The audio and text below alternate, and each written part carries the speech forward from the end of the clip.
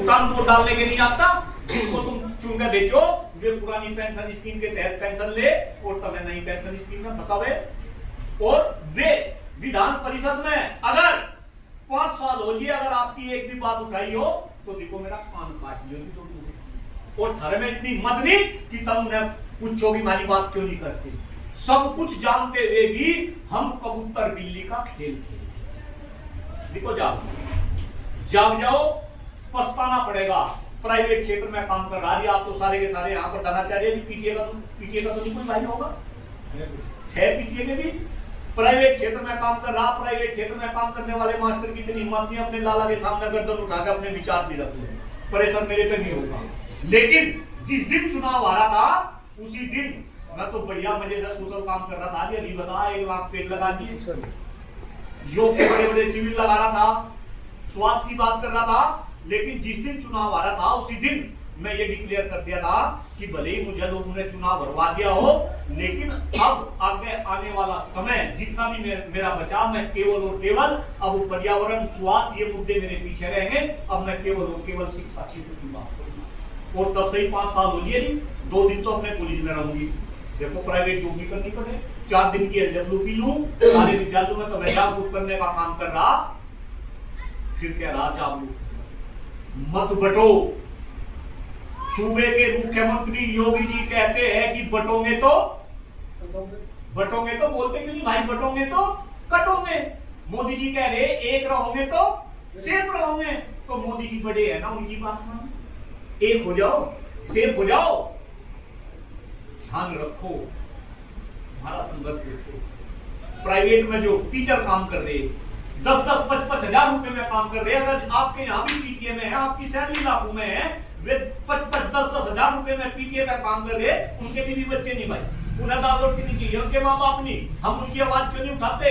अभी टेट का मुद्दा चल रहा था, जूनियर और बेसिक का मुद्दा था, माध्यमिक वाले खड़े क्यों नहीं हुए? माध्यमिक के नेता वहां क्यों नहीं जाते?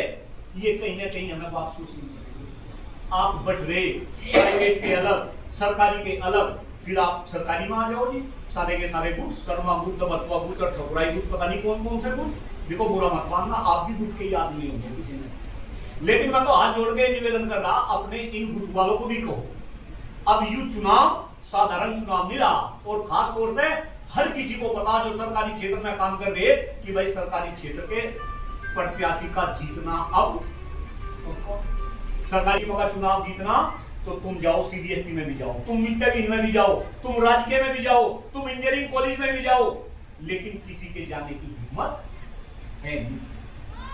हम जा रहे हैं सब जगह। जो भाई सोशल मीडिया पर अटैच है, मैं कह रहा मुझे पता, मैं कितना भी यहाँ उद्बोधन दे लूं, आप फिर बटोगे। जब वोट का नंबर आओगा, कोई शर्मा बूथ पे जाएगा, कोई ठुकराई बूथ पे जाएगा और कुलदीप मलिक पीछे चला जाएगा। जब मैं आपके संस्थान में आया था चुनाव के दौरान, कुछ भाई होंगे, वहां भी आपने मेरा उद्बोधन सुना होगा। आपके दिमाग में ये बात जरूर आई होगी कि बच्चन पहले नंबर की नहीं, दूसरे नंबर की पैसा दे देंगे, लेकिन आपने दूसरे नंबर की वोट की।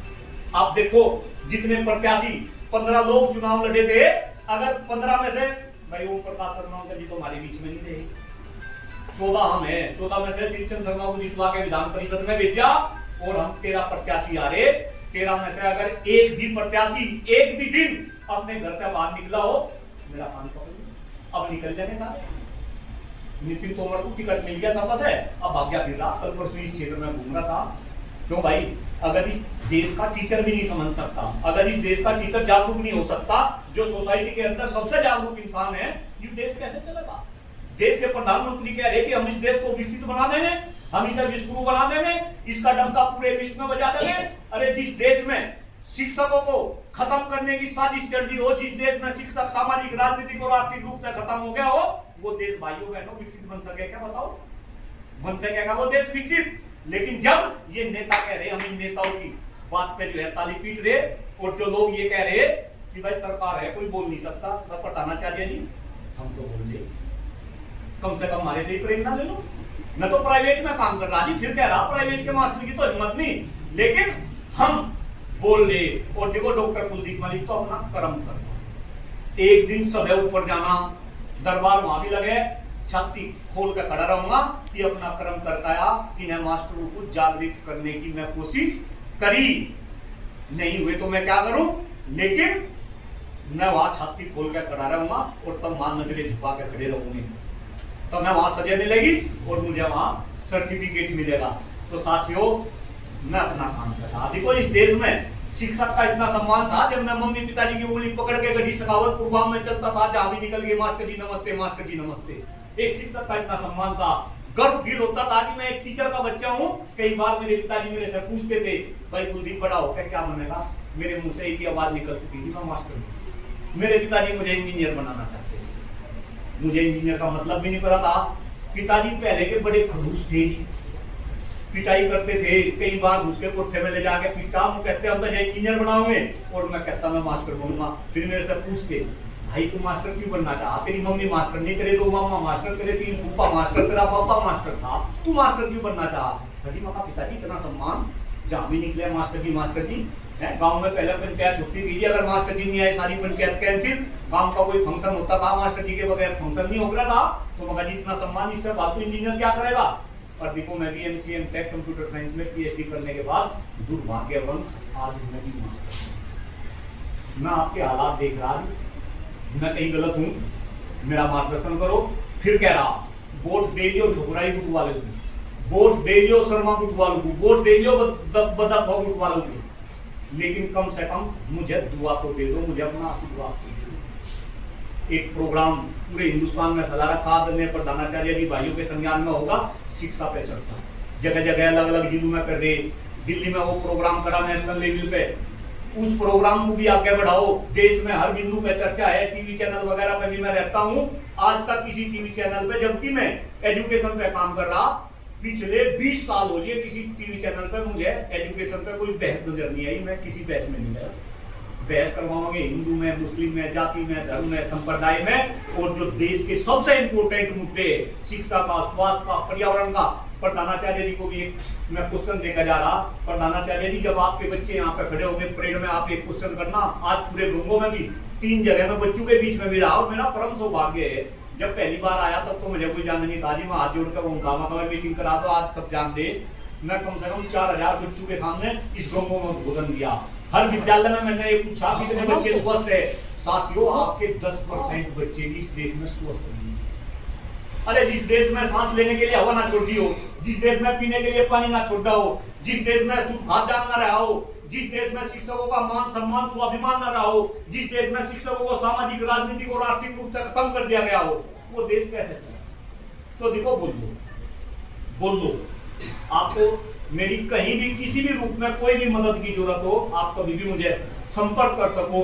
और देखो, जो भाई मेरे टच में है उन्हें पता, जितने काम जीतने वाले प्रत्याशी ने नहीं करे होंगे, इतने काम तो हमने हारने के बाद। आने वाले समय में फिर चुनाव लड़ूंगा, डंके की चोट पे कह रहा, और आज ही डिसाइड करा कि 1 घंटा पहले जब चुनाव होगा, एक यात्रा भी निकाल दूंगा। वो यात्रा गंगों से ही शुरू करूंगा। जगह भी डिसाइड कर ली, यमुना के इस छोर से गंगा के उस छोर तक, है ना जी। जागरूक करूंगा, अपना क्रम कर रहा। मैं कहीं गलत हूं, मैंने कुछ गलत बोला हो तो देखो मुझे माफ करना। ना सोचो, आजादी से पहले इस देश को आजाद कराने में सबसे बड़ा योगदान टीचरों का।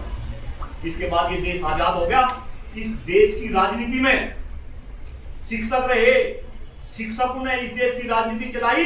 इस देश में ऐसा समय भी था जब देश का प्रधानमंत्री और देश का राष्ट्रपति दोनों शिक्षक थे। मैं प्रणब मुखर्जी, मनमोहन सिंह की बात कर रहा हूँ। भाजपा में ले लो, राजनाथ सिंह शिक्षक थे, मायावती शिक्षक थी, मुलायम सिंह यादव शिक्षक थे। आज तो मैं शिक्षक की राजनीति से भी खत्म कर दिया और तुम ताली बजा रहे। खैर, ज्यादा कुछ ना कहते हुए, क्योंकि भावुक हो जाऊं जी। सुबह से कम 7वीं जगह बोल रहा, हर जगह जब बोलना शुरू करूं तो 20 मिनट तो हुई होगी, लेकिन मैं अंदर से बोल रहा। मेरा कोई स्वार्थ नहीं, और मुझे पता राजनीति में अच्छे लोगों की कोई जगह नहीं है। और एक ऐसे परिवार से आ रहा, मुझे मेरे पिताजी ने हमेशा बचपन से कहा कि भाई पुलिस वालों से, नेताओं से बच के ही रहे। लेकिन क्या करूं, जब आपके दर्द देखूं, आपकी संवेदना देखूं, जैसे ही चुनाव हार गया था, मुझे घर पर बैठ जाना चाहिए, लेकिन ना वोट दियो। जब तक जीऊंगा सारे मुद्दे उठाओ जाऊंगा, और मरने के बाद भी मेरी आत्मा इन्हीं संस्थानों में घूम के तो मैं जागरूक करने का काम करती रहेगी। आपका बहुत बहुत आभार, बहुत बहुत धन्यवाद। जय हिंद, जय भारत, जय शिक्षक समाज।